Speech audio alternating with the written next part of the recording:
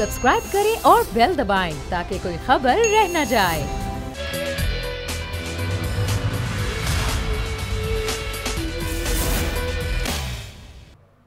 बिस्मिल्लाहिर्रहमानिर्रहीम, अस्सलाम वालेकुम। प्रोग्राम में मैं सुमैया रिजवान आपको वेलकम कहती हूँ। नाजरीन, दहशतगर्दों ने बलूचिस्तान कम एक बार फिर ख़राब करने की मजमूम कोशिश की और अब जाहिर है ये तमाम जो सूरत हाल है उस पर पाकिस्तान का रद्दअमल सामने आया और ये कहा गया कि किसी को भी ये साजिश करने नहीं दी जाएगी। अलबत्ता इस अफसोसनाक धमाके के नतीजे में 5 अफराद शहीद हो गए। ये धमाका निजी होटल की पार्किंग में किया गया। हुकूमत का कहना यह है, वज़ीर दाखिला इस तरह शेख रशीद ने आके मीडिया से गुफ्तगू में बताया कि ये धमाका खुदकुश था और एक गाड़ी में बैठे शख्स ने खुदकुश जैकेट पहन रखी थी, वो गाड़ी से उतरा ही नहीं और जैसे ही गाड़ी दाखिल हुई और धमाका हो गया। धमाका इतना ज़ोरदार था कि उसकी आवाज़ दूर दूर तक सुनी गई। कुछ दिन अमन होता है बलूचिस्तान में, एक बार फिर हम देखते हैं कि ये अमन ख़राब करने की ये साजिशें की जाती हैं। साजिशें कौन करता है, दहशतगर्दी में कौन मुलव्विस होता है और हुकूमत जो है वो किसकी तरफ इशारा कर रही है, कौन इसके पीछे हो सकता है। ज़ाहिर पाकिस्तान कई बार बता चुका है कि पीछे दहशतगर्दी के कौन है और कौन ये साजिश करवा रहा है। ज़ाहिर रॉ की इस तमाम तर दहशतगर्दी में कई सबूत भी पाकिस्तान ने जो हैं वो मुहैया किए हैं कि रॉ जो है वो साजिश करता रहा। अफ़गानिस्तान की सरजमीन भी माजी में इस्तेमाल की गई, लेकिन ज़ाहिर अभी इस हवाले से मज़ीद शवाहिद इकट्ठे होना बाकी हैं और फिर भारत की जो कोशिशें हैं, जो साजिशें हैं, उन पर बात करेंगे। इसी तमाम तस्वीर मेरे साथ मौजूद हैं ब्रिगेडियर गजनफर अली साहब। गजनफर साहब, बहुत शुक्रिया आपके वक्त है। सर, बहुत ही अफसोसनाक वाक़या कल कोयटा में पेश आया और ये खुदकुश हमला जिसको करार दिया हुकूमत ने। बलूचिस्तान में दहशतगर्दी माजी में भी होती रही, लेकिन आज जो दहशतगर्दी हुई, एक तरफ तो पाकिस्तान ये बता चुका है कि पाकिस्तान में जो दहशतगर्दी करता है वो भारत करता है। रॉक की सारी ये मजमूम कोशिशें होती हैं, अफगानिस्तान की सरजमीन इस्तेमाल की जाती है, लेकिन ये जो कल वाक़या हुआ, आपके ख्याल में इसके ताने बाने कहाँ जाके मिलते हैं? असल में बलूचिस्तान के अंदर इस किस्म का धमाका होना और रमज़ान के महीने में इस किस्म का धमाका होना, खुद का जैकेट का इस्तेमाल होना और होटल की लॉबी की होटल की पार्किंग के अंदर ही धमाका होना, इसको लिंक करना ज़रूरी है उन चीज़ों से जो पाकिस्तान जो है वो वन बेल्ट वन रोड और बाकी पैक के हवाले से कर रहा है।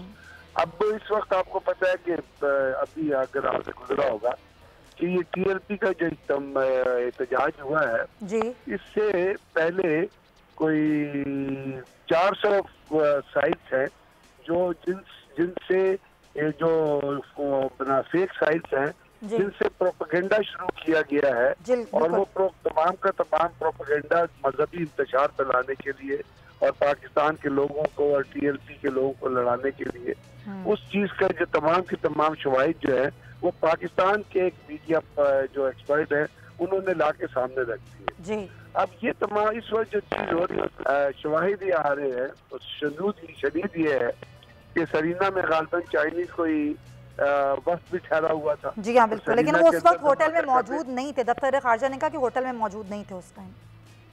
जी, मेरा मतलब ये है कि वहाँ पे जो चीजें हैं एम्बेसडर नहीं, लेकिन कोई एक वक्त आज चाइनीज जो वहाँ पे विजिट पे गया हुआ था।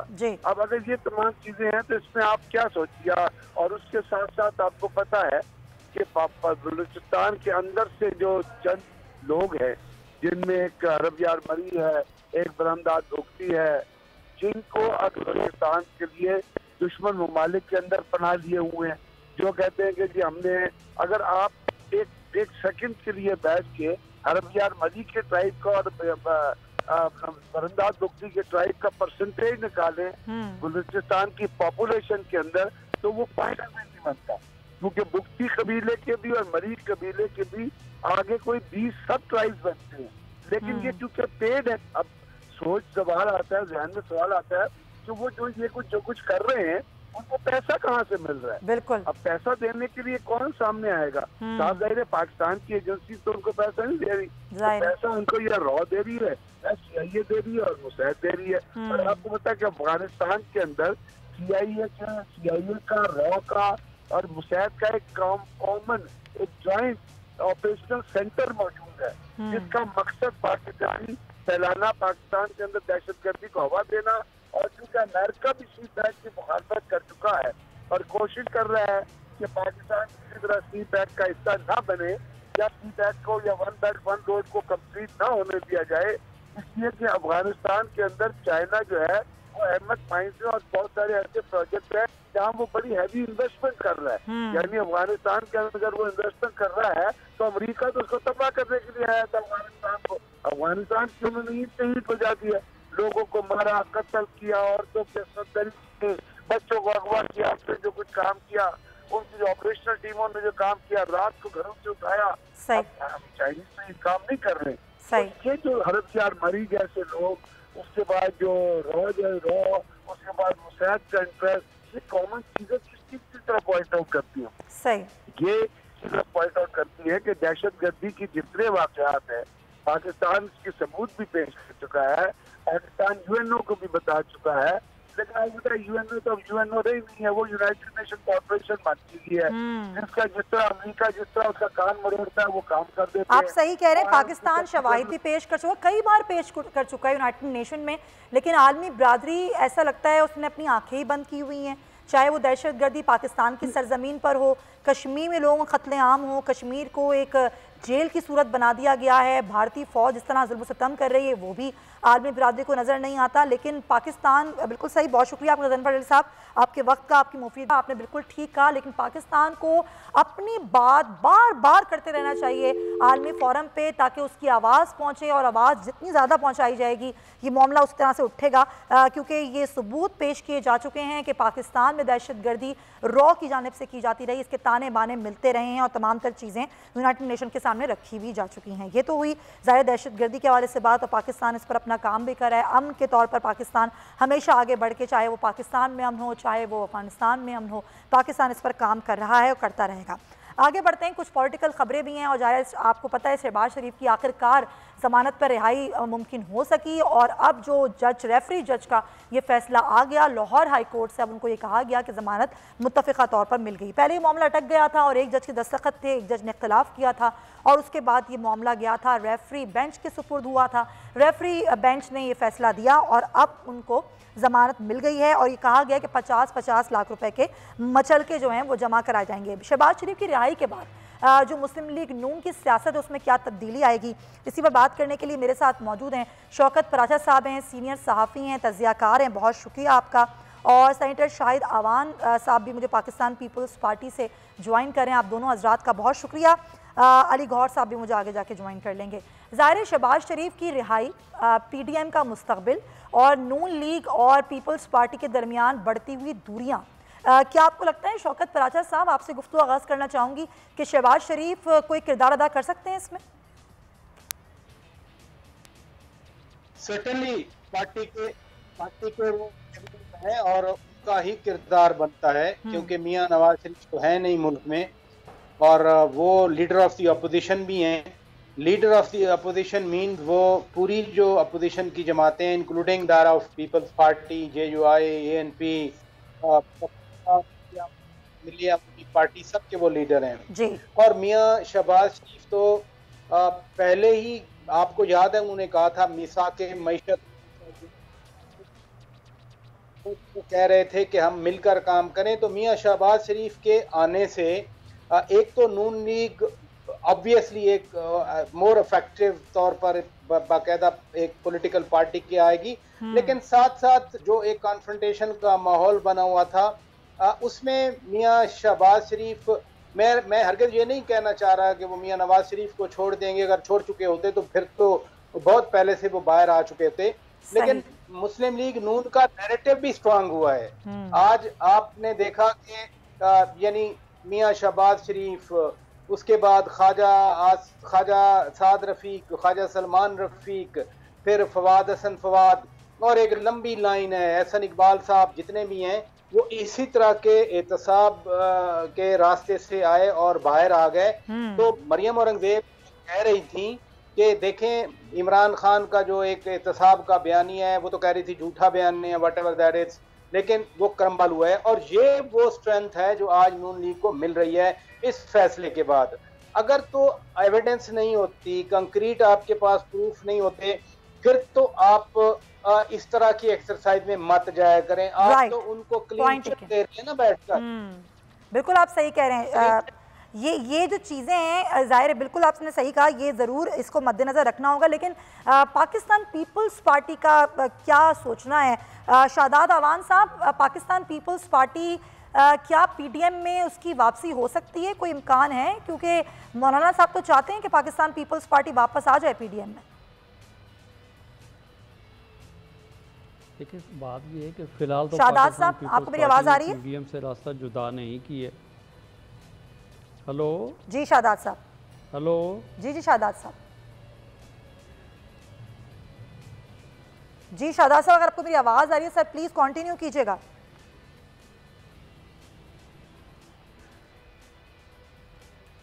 शादाद साहब, मेरी आवाज़ आ रही है आपको? सेनेटर साहब, क्या मैं इस मसले को हल करवाती हूँ कि आवाज़ शादाद साहब को मेरी पहुँचे, क्योंकि उनकी गुफ्तगू बहुत इंपॉर्टेंट है।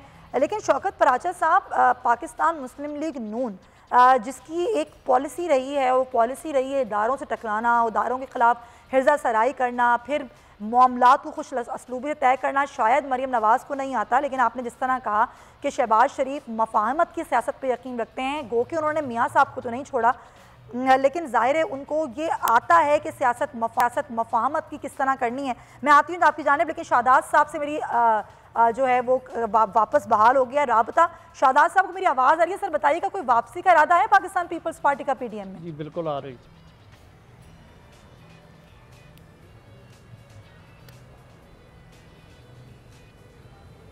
जी सर।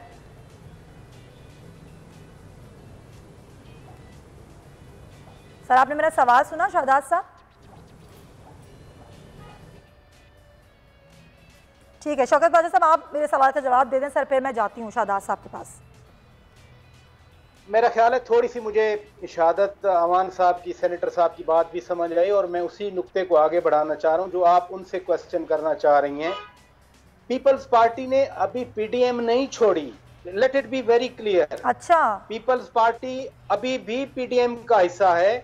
पीपल्स पार्टी ने एहतजाज के तौर पर जो पीपल्स पार्टी के पास ओहदे थे पीडीएम से, उनसे रिजाइन किया है। जी हाँ, ऐसे ही है। ये बिलावल भुट्टो दरदारी ने या आसिफ अली दरदारी ने या कमरुज़्ज़मान कायरा ने या शेरी रहमान साहिबा ने या राजा परवेज अशरफ साहब ने कभी ये नहीं कहा कि हम पीडीएम से निकल गए हैं। तो पहली बात तो ये क्लियर होनी चाहिए आपके व्यूअर्स को कि पीपल्स पार्टी अभी पीडीएम का हिस्सा है। एहतजाजन पीडीएम के अंदर वाले ओहदों से उसने रिजाइन किया है, क्योंकि वो समझते हैं और बड़ा राइट। लेकिन ये बात भी तो क्लियर है ना शौकत राजा साहब कि वो पीडीएम के प्लेटफॉर्म से एक्टिव नहीं होगी फिलहाल। देखे ना, अभी कौन सी पीडीएम खुद एक्टिव है? हाँ, जलसे पीडीएम हो खुद रहे भी हैं। एक्टिव नहीं है, ये बात भी सही है। पीडीएम तो खुद भी जो एक सीरीज थी जलसों की। अब मैं आपके दूसरे सवाल पे आता हूं जो आप मुझसे पूछ रही थी मियां शहबाज शरीफ के हवाले से। देखिए, वो इदारों के हवाले से बात मियां नवाज शरीफ ने की, लेकिन आपको याद है गिलगित के इलेक्शन थे, मरियम नवाज साहिबा वहां थी, तो मरियम नवाज साहिबा ने भी कहा कि हाँ अगर हम बात करेंगे तो हम उनसे बात करेंगे, और उन्होंने ऑब्वियसली इदारों के हवाले से बात की।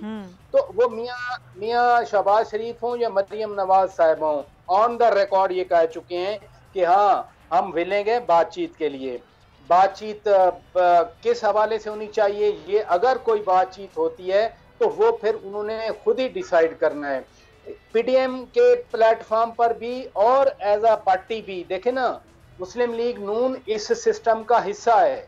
वो पार्लियामेंट के प्लेटफॉर्म पर मौजूद हैं, ज़मीनी इलेक्शन में वो हिस्सा ले रहे हैं, सेनेट के इलेक्शन में उन्होंने हिस्सा लिया है। वो सेनेट के इलेक्शन से पहले जब ये नौशहरा वाला इलेक्शन था, जीत के उन्होंने कहा ना, उन्होंने कहा कि हम घर में घुस के मारा है उनको, और ये पीपल्स पार्टी की स्ट्रेटेजी थी जिसको वो फॉलो करते हुए नून लीग को ये मौका मिला कि हाँ हम उनके घर में घुसकर जीत सकते हैं। फिर डस्का का इलेक्शन जीता, और वो सही कहते हैं कि 2 बार हमने जीता है। उन्होंने वजीराबाद का इलेक्शन जीता, अभी NA-249 का इलेक्शन मैं आऊंगी 249 पे आऊंगी, मैं आऊंगी शौकत राजा साहब, मुझे बात करनी है इस पर भी।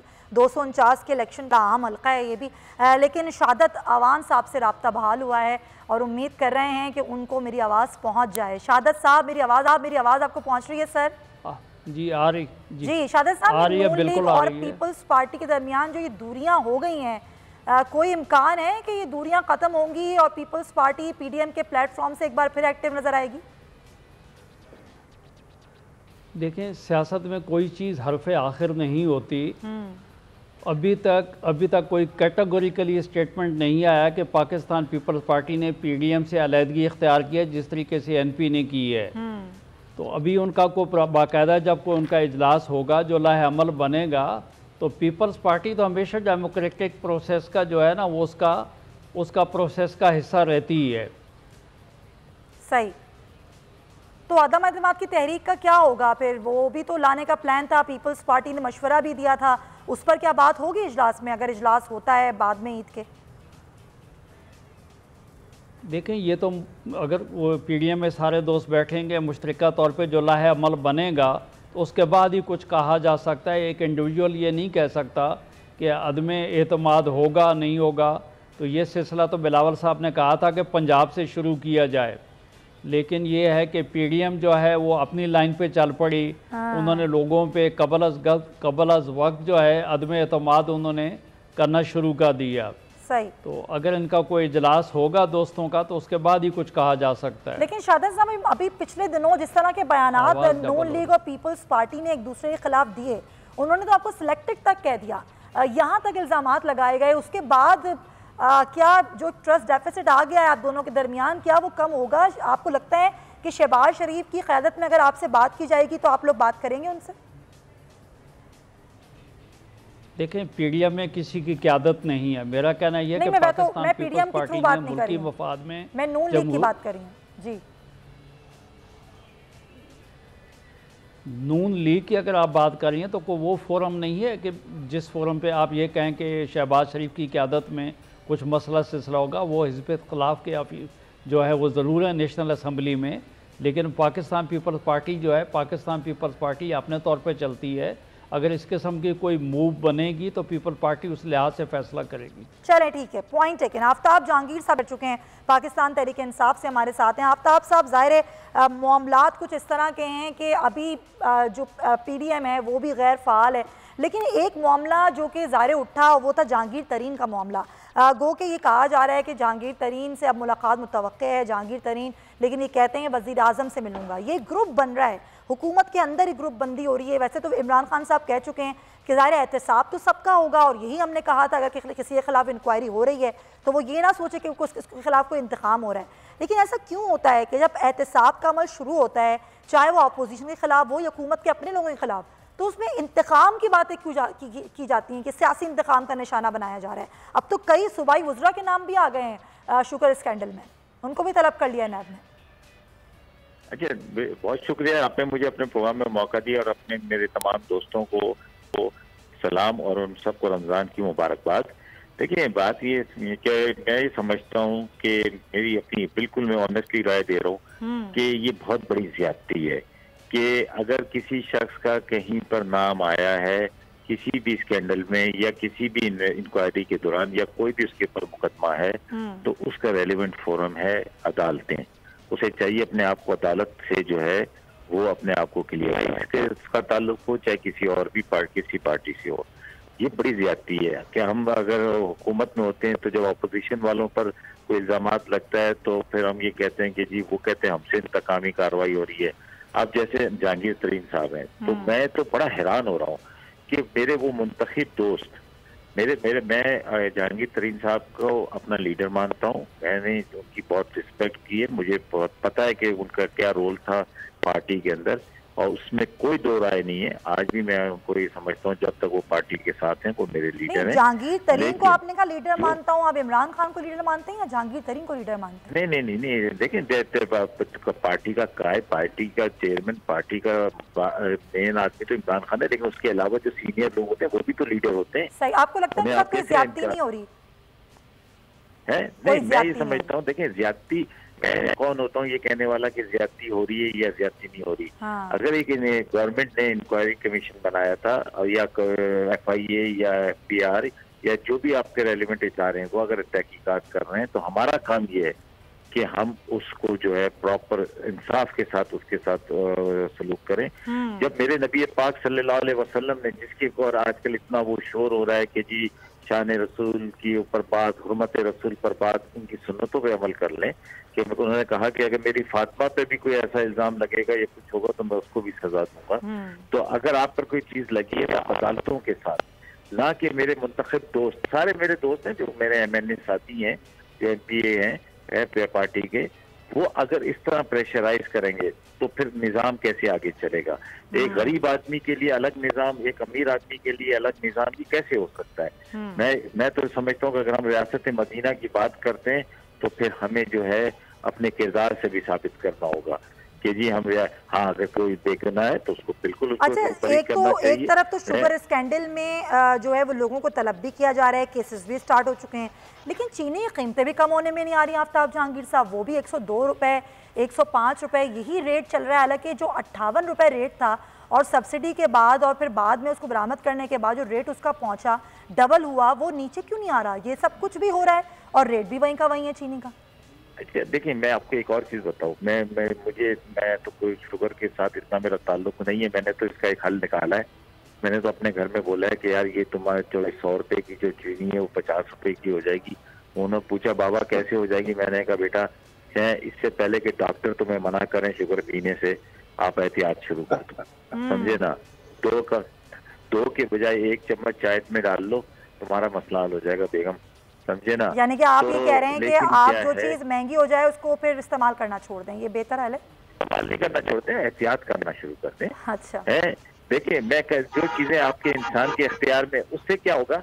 उससे ये होगा कि ये जो जखीरा अंदोज हैं, ये जो शुगर माफिया है, हाँ। जब उसको ये पता चलेगा कि जी ये तो लोग अब बड़े समझदार हो गए हैं। आज आप लोग ही टीवी पे दिखा रहे हैं कि जी सब्जी मंडी के अंदर किसान से 3 रुपए के किलो के हिसाब से मिर्ची दी जाती है और शहर में आते आते वो 1000 रुपए हो जाती है। सर प्राइस कंट्रोल कमेटियां नाम की, हुकूमत नाम की भी कोई चीज होती है जिनका काम होता है ये आपको बताना प्राइस को कंट्रोल करना, ये तो हल नहीं होता जी। नहीं, देखिए मैं आपको एक चीज बताऊं, असल में हमारा मसला ये हो गया कि आपने प्रोग्राम करना है, सही है, आपने क्रॉस क्वेश्चनिंग करनी है और हमने उसका जवाब देना है। मैं ये समझता हूँ कि हमें कभी कभी इंसान बनकर भी पाकिस्तानी, सर हमारा काम है सवाल करना, प्रोग्राम करने की बात नहीं है। जब महंगाई होगी तो हम सवालात उठाएंगे, मजीद भी कुछ इश्यूज डिस्कस करेंगे इस ब्रेक के बाद। स्टे विद अस।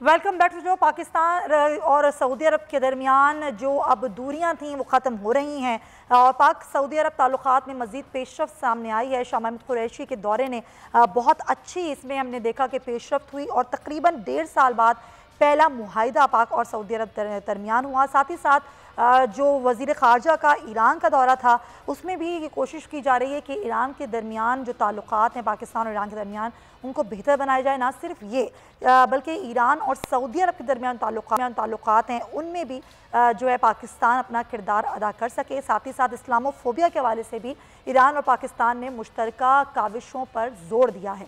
इसी बात नजमुद्दीन शेख साहब मेरे साथ मौजूद हैं, साबिक सफ़ीर है। बहुत शुक्रिया नजमुद्दीन शेख साहब आपके वक्त का। हमने देखा कि जब दौरा किया सऊदी अरब का, UAE का वज़ीर ख़ारजा ने, तो वो खासा सूदमंद साबित हुआ और पाकिस्तान के हवाले से अगर हम देखें तो 1.5 साल बाद एक मुआहिदा हुआ पाकिस्तान और सऊदी अरब के दरमियान। तो आपको लग रहा है कि ये दौरा जो है वो बेहतरी की तरफ पाकिस्तान और सऊदी अरब के ताल्लुकात को लेकर जाएगा? जी बिल्कुल लेके जा रहा है। मुझे लगता है कि अभी सऊदी अरेबिया के साथ जो हमारा पुराना रिश्ता था जी उसकी तरफ हम अब गामजन हैं और फॉरेन मिनिस्टर के साथ जो बातचीत हुई है उसमें लगता है कि कुछ इसमें तरक्की हुई है। इसी तरह जो UAE के साथ बातचीत हुई है इसमें जो अहम चीज थी कि उन्होंने हमें जो उन्होंने कर्जा दिया हुआ है उसमें तोसी करके दी है और इसी तरह जो सऊदी अरेबिया के साथ बात हुई है उसमें मुझे नजर आ रहा है जो हमारी ऑयल फैसिलिटी थी तो उसको रिज्यूम करने की भी कुछ इम्कान बढ़ते हुए नजर आ रहे हैं। जो ईरान के सिलसिले में आपने बात की, मुझे बहुत खुशी है कि अभी हमारे बॉर्डर को हम पूरी तरह से सील करने की कोशिश कर रहे हैं और उसके लिए दोनों ममालिक कोशिश कर रहे हैं। ये ईरान के लिए इस वक्त बहुत अहम है, क्योंकि ईरान को महसूस हो रहा है कि उनकी सरहदों को पार करके न्यूक्लियर प्रोग्राम और दूसरी चीज़ों पे हमले करने की कोशिश कर रहे हैं। और वो चाहते हैं कि पाकिस्तान, जिसके साथ पुरानी दोस्ती है, पुराने रिश्ते हैं, ये सरहद कम से कम पूरी तरह से ब्लॉक हो जाएगी और इसमें कोई इस किस्म की चीज नहीं होगी। तो आपको लगता है नजमुद्दीन शेख साहब, सॉरी टू इंटरप्ट यू, कि तिजारत को कितना फरोग हासिल होगा ये क्रॉसिंग पॉइंट्स खुलने से? नहीं, बहुत। देखिए, ये जो बॉर्डर मार्केट्स हैं, अभी हम कहते रहे हैं, दोनों ममालिक कहते रहे हैं कि जो पोटेंशियल है, जो तिजारत दरमियान हो सकती है, वो $5 अरब के करीब है। अब $5 अरब पे हम पहुंचे ना पहुंचे, लेकिन ये जो मार्केट्स हैं और जिनमें फ्री एक्सचेंज होगी, बार्टर एक्सचेंज होगी, और अगर पेमेंट्स हैं तो वो एशिया पेमेंट यूनियन की तरफ से की तरह की जाएंगी। तिजारत में खासे इजाफे की इम्कान है, खास तौर पे मंग फिशिंग, जहाँ पे से पेट्रोल आता है और पेट्रोल नाजायज पेट्रोल आता है, उसको अगर हम पूरी तरह से कंट्रोल करेंगे, वहाँ पे हमारे यहाँ स्लॉटर हाउस बनाना है, वो हमसे गोश्त खरीदना चाहते हैं, तो ये चीजें अभी आगे बढ़ेंगी। तो इसमें हमें जरा ज्यादा इफेक्टिवली काम करने की जरूरत है। मैंने देखा है कि अब हमारे कस्टम्स वाले कुछ ज्यादा इस पे तवज्जो दे रहे हैं और बहुत सारी चीजें जो कि हमको रोकने की रोकथाम कर रहे हैं।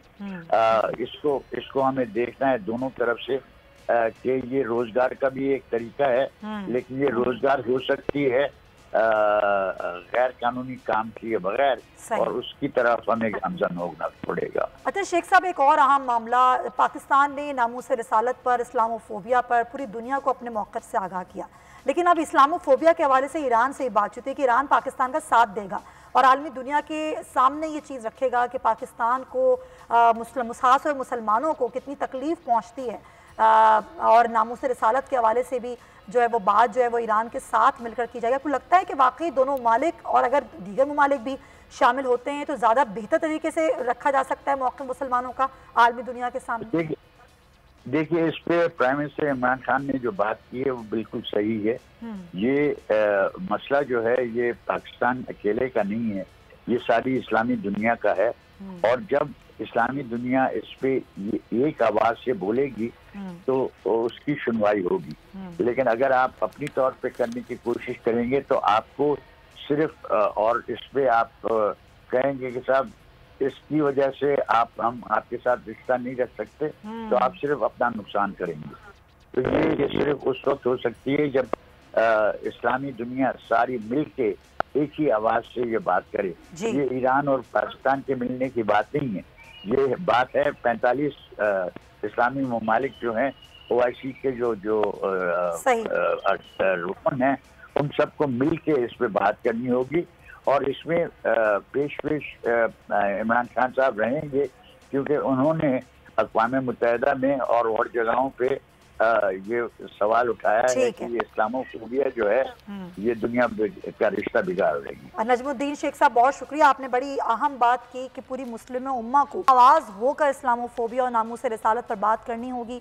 ये सिर्फ पाकिस्तान के मुसलमानों का नहीं बल्कि दुनिया भर के मुसलमानों का मामला है, और इस पर तमाम ममालिक मुस्लिम उम्मा के जब हम आवाज़ होकर बात करेंगे तो उस बात में, उस आवाज़ में वजन भी बहुत होगा। इसके साथ ही प्रोग्राम का वक्त खत्म होता है। इंशाल्लाह आपसे कल मुलाकात होगी। अपना ख्याल रखिएगा। अल्लाह हाफ़िज़।